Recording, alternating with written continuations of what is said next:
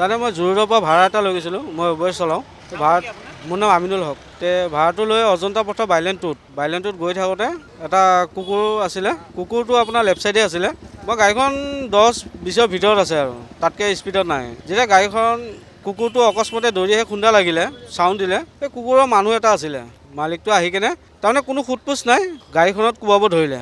তাৰপিছত মই যেতিয়া গাড়ীৰ পৰা নামি যাব খুজিছোঁ, গাড়ী নামিব দিয়া নাই মোক। তাৰমানে গাড়ীৰ প্ৰথম হেডগ্লাছটো ভাঙিলে, কোবাই আছে তাৰমানে নন ষ্টপ। তাৰপিছত মই যেতিয়া ওলাব ধৰিলোঁ, মোক ওলাব দিয়া নাই।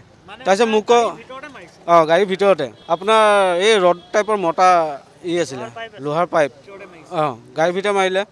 তাৰপিছত মই যেতিয়া ওলালোঁ, তাৰপিছত নন ষ্টপ তাৰমানে কোবাই আছে, কোবাই তাৰমানে মোৰ হাতত এইবিলাক ফাটিলে, ইটা দিও মাৰিলে গাড়ীৰ ভিতৰত থাকোঁতে। তাৰমানে এইবিলাক তাৰমানে মই ক'লোঁ মইতো দেখা পোৱা নাই, অকস্মাতে আহি লাগিলে, মানুহটো শুনাৰ নাই, তাৰমানে মাৰিয়ে আছে তাৰমানে এই ৰডডালেদি।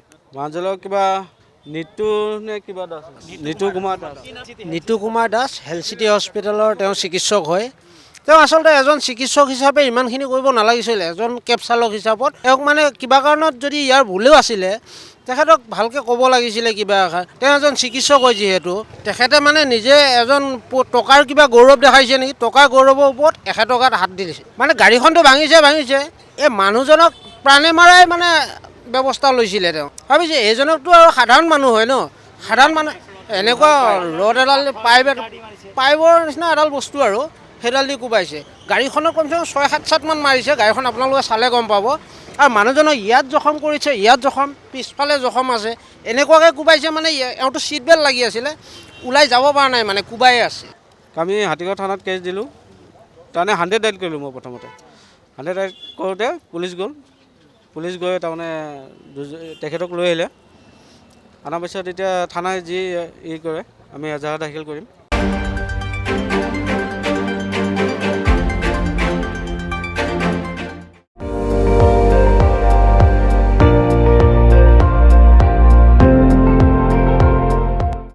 আপুনি চাই আছে ND24, সৰ্বশ্ৰেষ্ঠ নহয় সৰ্বোত্তমৰ দৌৰ।